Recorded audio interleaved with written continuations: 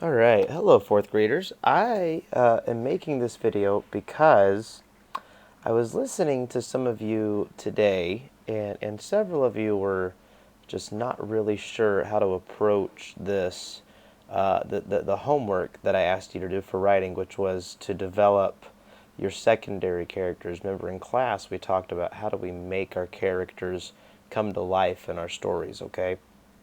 So I want to point a couple of things out to you. The first thing I want to show you is the class website. I'm always updating this, okay? But if you look down, I've added just a T-chart example for you to see a sample T-chart of one of my characters in my story. And there's also the anchor chart here. Remember, these charts, I post these so you can see the different strategies that we talked about in class, different things that you can use when we're talking about, for example, developing a character. So if you look here, there are 6 kind of points that we covered in class, and I always have them posted online so you can go back and revisit them.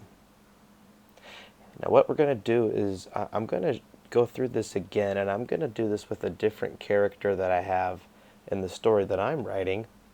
And what I want you to watch me do is I want you to watch me use these strategies. Okay, so we're going to start with this first strategy. So start with whatever you've decided matters to you about your character. Is he or she like you or like someone you know?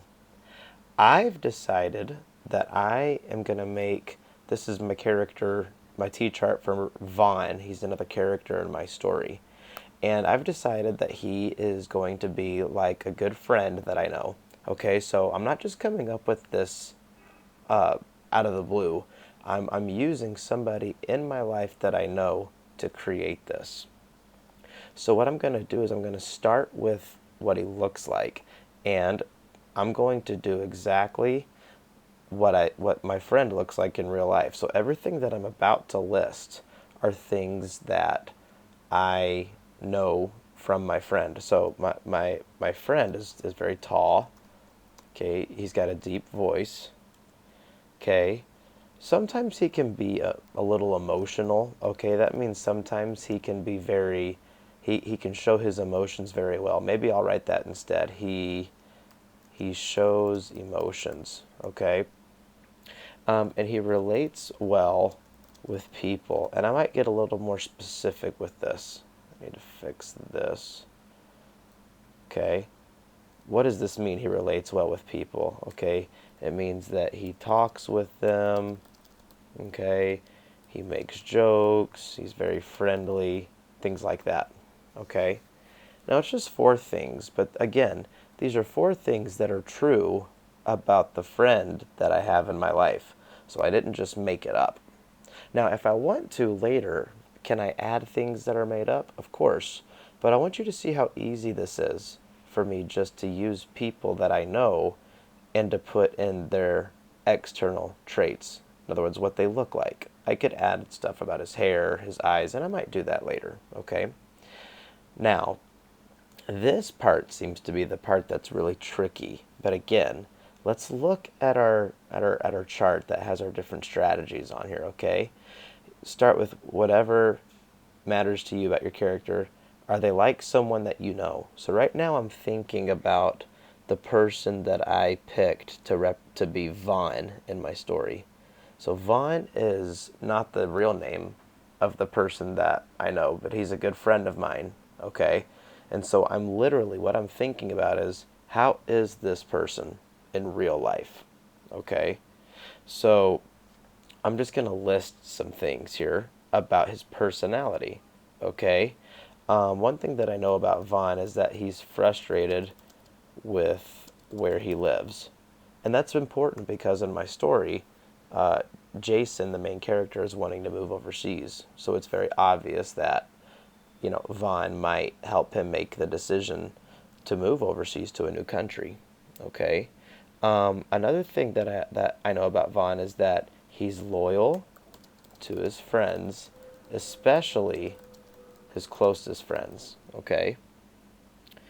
So that means that he's very close to his best friends.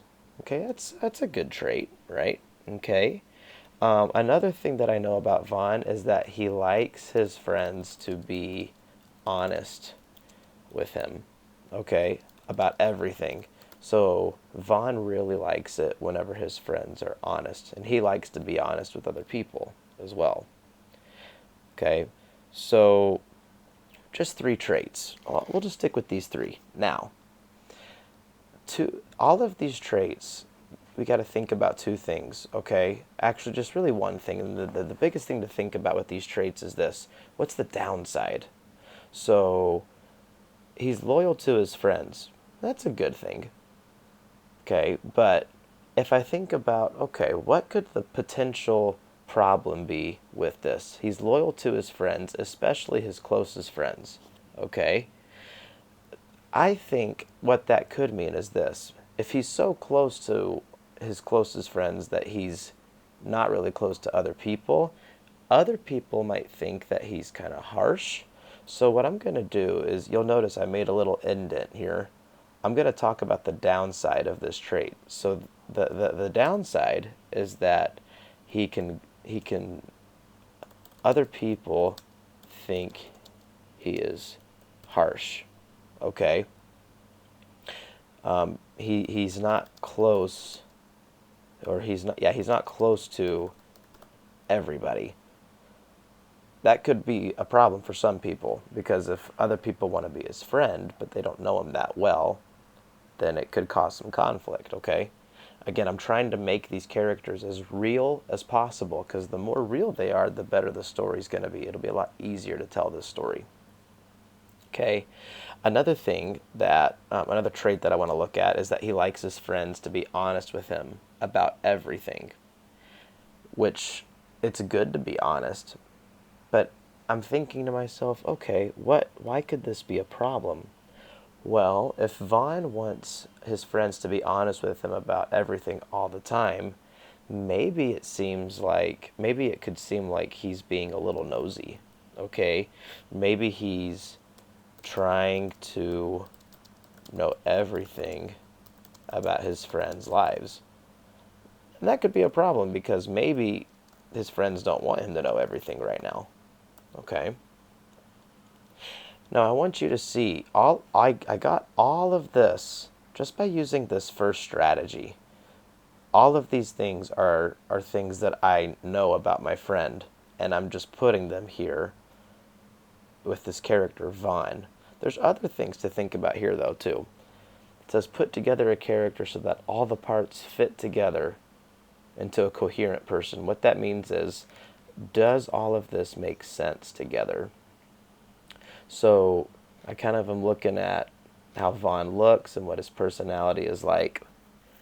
And none of it seems to really be clashing with me. I'm kind of looking at this frustrated with where he lives.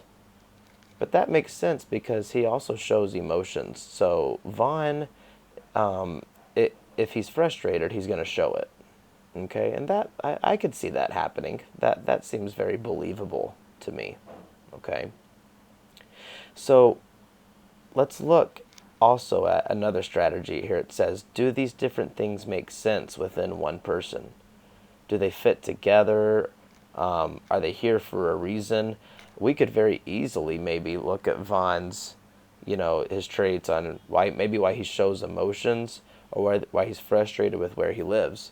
Okay, I happen to know that my friend at the time, he was frustrated with where he lives because he was around his family all the time. Okay, so one of the things that I could make a note on with this trait here is that he's ready to live apart from his family and be his own person. Okay? He's ready to do his own thing. He doesn't want to be tied down with his family. And that's why he's frustrated. Okay? So I'm just thinking about why he's frustrated, and this is why. I could do the same thing with these other traits as well. Okay? It says here to make sure that if there's anything that seems really broad, that we make sure that we talk about it more in depth. Okay, so that's why here, when I said he relates well with other people, okay, well, what does that look like? Well, he talks with them. Okay, he makes jokes, he's very friendly. So now we're seeing the actions. Okay, we're seeing what he's actually doing that shows that he relates well with other people. Okay. If a character seems too good to be true, which it's easy to do this, you want to make the character more complex and more human by asking, what's the downside of this trait? We kind of talked about this already, okay? So as you're listing your traits, always try to think about why this trait could maybe be negative as well. We don't want somebody to be just too good. There's got to be some human pieces to them as well. And finally, know your character's motivations and struggles. I feel like if we get this one down, it's going to be very easy, not only to develop our characters, but to also make a great story. The biggest struggle that Vaughn has is that he's very frustrated with where he lives. I know for my story that this is going to be key because Jason, the main character, is wanting to make a move, but his family is disagreeing with him. So I get the feeling that Vaughn, because he is anxious to be apart from his family, I get the feeling that Vaughn is going to, that this struggle is going to make Vaughn and Jason become really close, and they're going to really rely on each other as they make the move overseas. This is not something that you can just do in 5 minutes. I mean, if you really want a great story, it's going to take time, okay? But please know that if you spend time developing your characters now, it'll be a lot easier for you to write your fiction story later, okay? So, I hope this video was a little helpful to you. I know that this is still tricky for a few of us. I understand that. Just do your very best on it. And again, check this chart. Okay, check the other example that I have here as well. I've made another T-chart of another one of my characters that you can also see. And just don't be afraid to try it. The more that you try this and practice this, the better you'll be at it, friends. I hope this is helpful. I hope you have a great rest of your day, and I'll see you later.